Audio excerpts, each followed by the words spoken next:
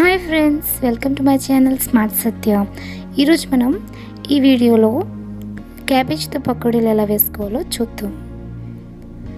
ముందుగా ఒక బౌల్ తీసుకొని అందులో ముందుగా తరిగి పెట్టుకున్న క్యాబేజీని వేసుకోవాలి.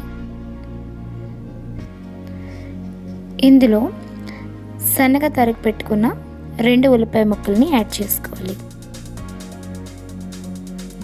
ఇందులో కరివేపాకు, కట్ చేసి పెట్టిన పచ్చిమిర్చి ముక్కలు, రుచికి తగినంత ఉప్పుని, 1 కప్పు శనగపిండి, 1 టీ స్పూన్ కారం యాడ్ చేసుకొని బాగా కలుపుకోవాలి. ఇక్కడ నేను వాటర్ని అస్సలు యూజ్ చేయట్లేదండి, వాటర్ వేయకుండానే బాగా కలుపుకోవాలి. ఇలా బాగా అంతా మిక్స్ అయ్యేలా చూసుకుంటూ కలుపుకోండి. ఎందుకంటే క్యాబేజీలో వాటర్ ఉంటుంది, అలానే ఉల్లిపాయల్లో కూడా వాటర్ ఉంటుంది కదా, ఆ వాటరు సరిపోతుంది. వేరేగా ఇక్కడ మనం ఏ వాటర్ని యాడ్ చేసుకోకర్లేదు.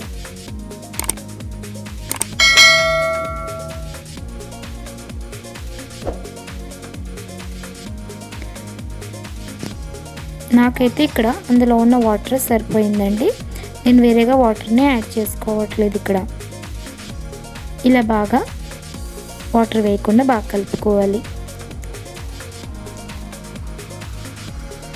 ఇప్పుడు కడాయి పెట్టుకొని డీప్ ఫ్రైకి సరిపడా ఆయిల్ని వేసుకొని వేడి చేసుకోవాలి. ఇందులో మనం ముందుగా కలిపి పెట్టుకున్న క్యాబేజీని చిన్న చిన్న పకోడీలా వేసుకోవాలి.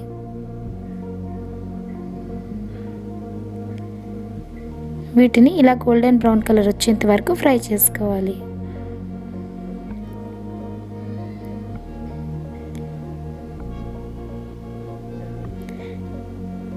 ఇలా బాగా గోల్డెన్ బ్రౌన్ కలర్ వచ్చేంత వరకు బాగా ఫ్రై చేసుకోవాలి.